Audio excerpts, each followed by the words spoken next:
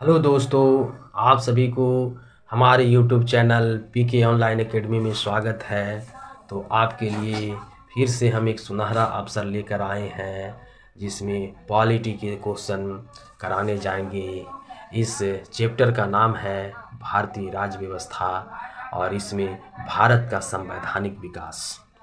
तो जो भी टीआरई थ्री में सम्मिलित होने जा रहे हैं शिक्षक के अभ्यर्थी और सक्षमता परीक्षा में बैठने वाले शिक्षकगण, साथ ही बीएसएससी में सम्मिलित होने वाले विद्यार्थीगण, ये सभी के लिए यह जो है वीडियो हेल्पफुल साबित होगा। और ये जो है एनसीईआरटी की सार संग्रह है। इसमें जितने भी क्वेश्चन हैं वो मोस्ट इम्पॉर्टेंट हैं। इसे देख करके आप अपने एग्ज़ाम को क्रैक कर सकते हैं। तो शुरू करते हैं। पहला क्वेश्चन, रेगुलेटिंग एक्ट 1773 द्वारा सर्वोच्च न्यायालय की स्थापना कहाँ की गई। देखिए सवाल पूछ देता है। सबसे पहला सवाल है कि रेगुलेटिंग एक्ट कब पास हुआ, तो ये 1773 ईस्वी में पास हुआ था। दूसरी सवाल है कि किस एक्ट के तहत सर्वोच्च न्यायालय की व्यवस्था की गई थी, तो रेगुलेटिंग एक्ट के तहत। आगे सवाल पूछता है कि रेगुलेटिंग एक्ट 1773 द्वारा सर्वोच्च न्यायालय की स्थापना कहाँ की गई थी, तो ये आपका कलकत्ता में की गई थी। कब की बात है, तो 1774 में, क्योंकि रेगुलेटिंग एक्ट 1773 में आया और उसके बाद कलकत्ता में सर्वोच्च न्यायालय की स्थापना हुई। चलिए आगे दूसरा सवाल है, भारतीयों को भारत के प्रशासन में भाग लेने का अधिकार किस अधिनियम के द्वारा प्राप्त हुआ। यानी पहले जो था कि भारत के लोगों को भारत के प्रशासनिक व्यवस्था में भाग लेने का अधिकार नहीं था। यह चार्टर एक्ट आया 1833। कब की बात है, चार्टर एक्ट 1833 के द्वारा भारतीयों को भारत के प्रशासन में भाग लेने का अधिकार प्राप्त हुआ। तीसरा आइए, भारतीय विधान परिषद को बजट पर बहस करने की शक्ति किस अधिनियम के द्वारा प्राप्त हुई, तो भारत परिषद अधिनियम 1892। भारत परिषद अधिनियम 1800। देखिए सवाल पूछेगा कि बजट पर बहस करने का अधिकार यानी भारतीय विधान परिषद को कब मिला, किस अधिनियम द्वारा मिला, तो भारत परिषद अधिनियम 1892 द्वारा मिला। इसी प्रकार से अगला सवाल है, केंद्रीय विधानमंडल सर्वप्रथम किस अधिनियम के द्वारा द्विसदनीय बनाया गया। किस संविधान के द्वारा यानी कि अधिनियम के द्वारा बनाया गया, तो 1919 के भारत शासन अधिनियम, है ना, 1919 के भारत शासन अधिनियम के द्वारा बनाया गया। भारत के राष्ट्रपति को अध्यादेश निर्गत करने की शक्ति मूलतः किस अधिनियम से प्रेरित है, तो यह भारत शासन अधिनियम 1935। पूछा जाता है कि भारत के राष्ट्रपति को अध्यादेश निर्गत करने की शक्ति किस अधिनियम के द्वारा प्राप्त हुआ है, तो भारत शासन अधिनियम 1935 के द्वारा प्राप्त हुआ है। समझ गए होंगे। अब आगे है, आगे सवाल है,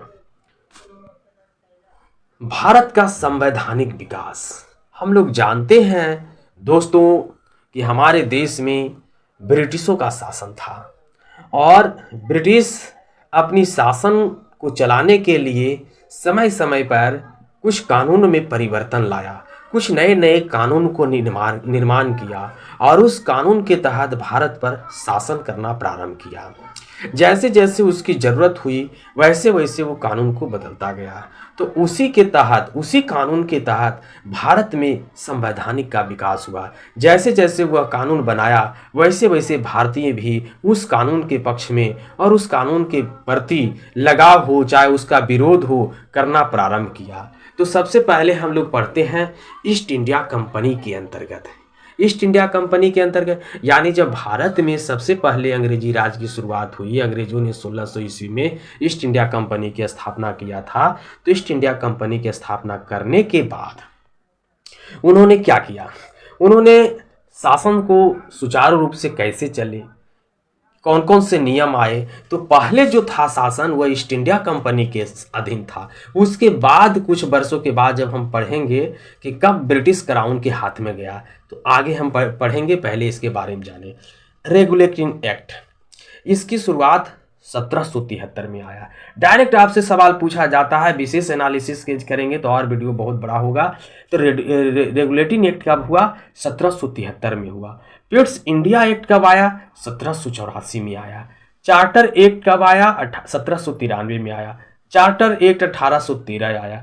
चार्टर एक्ट 1833 आया और चार्टर एक्ट 1853 आया। इसमें से सबसे ज़्यादा रेगुलेटिंग एक्ट और पिट्स इंडिया एक्ट, ये दो सवाल जो है विशेष पूछता है, इस पर ध्यान दे दीजिएगा। तो ये हुआ ईस्ट इंडिया कंपनी के अंतर्गत ये सारे कानून, संवैधानिक विकास हुआ। अब हम लोग चलते हैं ब्रिटिश क्राउन के अंतर्गत। ब्रिटिश क्राउन यानी जब 1857 ईस्वी में प्रथम स्वतंत्रता संग्राम हुआ था, अंग्रेजों के विरुद्ध ने भारतीयों ने लड़ा था, भारत के सेनाओं ने, भारत के राजा महाराजाओं ने, रजवाड़ों ने, ये सब उसके विरुद्ध जब लड़ाई लड़ा था, तो लड़ने के बाद बहुत संघर्ष हुआ। आप जानते भी होंगे बहुत सारे इतिहास। लड़ने के बाद ईस्ट इंडिया कंपनी के हाथ से शासन को छीन लिया गया और वो शासन सीधे ब्रिटिश क्राउन के हाथ में गया, यानी वहाँ के राजा रानी के हाथ में शासन गया। और उस समय एक अधिनियम आया, उस अधिनियम का नाम है भारत शासन अधिनियम 1858। भारत शासन अधिनियम 1858। और इसी अधिनियम के तहत शासन का जो अधिकार है वह किसके हाथों में दिया गया? ब्रिटिश क्राउन के हाथ में चला गया। तो ये पूछा जाता है कि भारत शासन अधिनियम कब बना? तो 1858 ईस्वी में बना। दूसरा है भारत परिषद अधिनियम कब आया? 1861 में आया। भारत परिषद अधिनियम 1892 आया। इनमें से पहला यानी क्राउन के तहत पहला ये सवाल, और दूसरा जो है आपसे पूछता है हमेशा एग्जाम में, भारत परिषद अधिनियम 1909 में, भारत शासन अधिनियम 1919 में, भारत शासन अधिनियम 1935 में, और उसके बाद भारतीय स्वतंत्रता अधिनियम 1947। ये इतने कानून के तहत जो है हमारे देश के संवैधानिक विकास हुआ। तो आप समझ गए होंगे। आगे सवाल है, आगे सवाल है केंद्र में द्वैध शासन व्यवस्था किस अधिनियम के द्वारा लागू की गई? अब देखिए पूछता है केंद्र में, है ना, पहले राज्य में आया, लेकिन यहां क्या बता रहा है कि केंद्र में द्वैध शासन की व्यवस्था कब आया? तो भारत शासन अधिनियम 1935 के तहत। भारत शासन अधिनियम 1935 के तहत आया। आगे सवाल है कि ब्रिटिश भारत में किस अधिनियम में संघीय शासन का प्रावधान था? तो भारत शासन अधिनियम 1935 में। संघीय शासन का प्रावधान किस अधिनियम में था? तो भारत शासन अधिनियम 1935 में था। यहां ध्यान देंगे, भारत शासन अधिनियम 1919 की समीक्षा करने के लिए वर्ष 1927 में साइमन कमीशन का गठन किया गया था। यानी यह जानिएगा कि साइमन कमीशन का गठन कब किया गया था? तो 1927 में किया गया था। आगे हम लोग बढ़ते हैं, ध्यान दीजिएगा। अगला सवाल है आगे है कि अखिल भारतीय संघ स्थापित करने का प्रावधान किस अधिनियम में किया गया?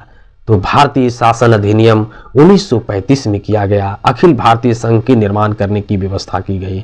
आगे है भारत के संविधान में केंद्र राज्यों के मध्य किया गया शक्तियों का विभाजन भारत शासन अधिनियम यानी सरकार अधिनियम 1935 पर आधारित है। आपसे पूछा जाएगा वो कौन से ऐसे अधिनियम बना था जिसमें केंद्र और राज्यों के मध्य शक्तियों का विभाजन किया गया। शक्ति के विभाजन का यहां मतलब हुआ कि कौन से कानून, कौन सा क्षेत्राधिकार केंद्र को दिया जाए और कौन सा अधिकार या क्षेत्र राज्य को दिया जाए। यह व्यवस्था भारत सरकार अधिनियम 1935 के द्वारा किया गया था। आगे सवाल है एक निर्वाचित संविधान सभा द्वारा भारत के संविधान का निर्माण करने का प्रस्ताव किसके द्वारा किया गया?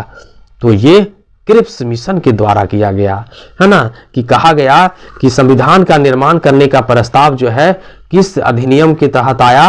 तो क्रिप्स मिशन के द्वारा आया। भारतीय संविधान सभा का गठन किसके अंतर्गत किया गया था? कैबिनेट मिशन 1946 के अंतर्गत किया गया था। इसमें दो तरह से सवाल आता है, कैबिनेट मिशन कब आया? 1946 में। भारतीय संविधान का गठन किसके तहत किया गया? तो कैबिनेट मिशन के तहत किया गया। आगे है कैबिनेट मिशन द्वारा प्रस्तुत योजना के अनुसार संविधान सभा में प्रांतों से प्रतिनिधियों का निर्वाचन किस अनुपात में था? तो 10 लाख की जनसंख्या पर एक सदस्य, 10 लाख की जनसंख्या पर एक सदस्य का निर्माण करना था। आगे है भारतीय संविधान का निर्माण करने वाली संविधान सभा के सदस्यों का चुनाव किसके द्वारा किया गया था? तो विभिन्न प्रांतों की विधानसभाओं के द्वारा ये चुना गया था, है ना। आपसे पूछा गया है कि भारतीय संविधान का निर्माण करने वाली जो संविधान सभा के सदस्य थे उसका चुनाव कैसे हुआ था? तो विभिन्न प्रांत के विधानसभा के द्वारा किया गया था और वही व्यक्ति संविधान सभा के सदस्य बने थे और संविधान के निर्माण में भाग लिए थे।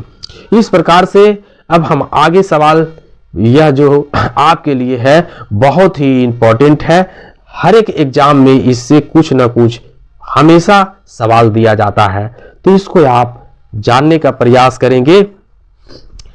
अंतरिम सरकार, यानी जब 1946 में संविधान सभा का गठन हुआ था तो उसमें एक सरकार बनी थी, उस सरकार का नाम अंतरिम सरकार कहा जाता था और उसका मुख्य ध्येय था कि हमें किस तरह से संविधान का निर्माण करना है, क्योंकि उस समय भारत के में अंग्रेजों ने आदेश दे रखा था कि आप भारत के लोग खुद अपना संविधान का निर्माण करें। उसके लिए संविधान सभा बना था। संविधान सभा में विधानसभा से चुने गए लोग थे और इसमें कौन किसको, सरकार के कौन कौन से किनको जिम्मेवारी दी गई थी, इसके बारे में जानेंगे।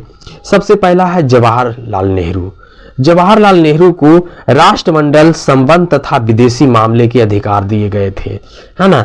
दूसरा है सरदार वल्लभ भाई पटेल को, सरदार वल्लभ भाई पर गृह और सूचना प्रसारण दिया गया था, गृह और सूचना प्रसारण दिया गया था। इसके बाद है डॉक्टर राजेंद्र प्रसाद, इन्हें खाद्य एवं कृषि मंत्री बनाया गया था। जॉन मथाई को उद्योग एवं नागरिक आपूर्ति बनाया गया था। जगजीवन राम को श्रम मंत्री बनाया गया था और सरदार बलदेव सिंह को बनाया गया था रक्षा विभाग के बनाया गया था और लियाकत अली खान को वित्त विभाग दिया गया था और श्री राजगोपालचारी को शिक्षा एवं कला दिया गया था। इस प्रकार से आगे आपके लिए यह जो वीडियो है यही समाप्त करते हैं और ये प्रत्येक दिन हम आपके लिए भारतीय राज्य व्यवस्था से एक चैप्टर के वीडियो लेकर आएंगे जिसमें एनसीईआरटी के सार संग्रह होगा और ये आपके लिए एग्जाम के लिए काफ़ी हेल्पफुल होगा। तो इसे आप जरूर पढ़कर जाएं और अपने दोस्तों में शेयर करें, सब्सक्राइब करें ताकि आपसे हमें, है ना, मोटिवेट हो सके और हम आपके अच्छे वीडियो लेकर आए। Thank you.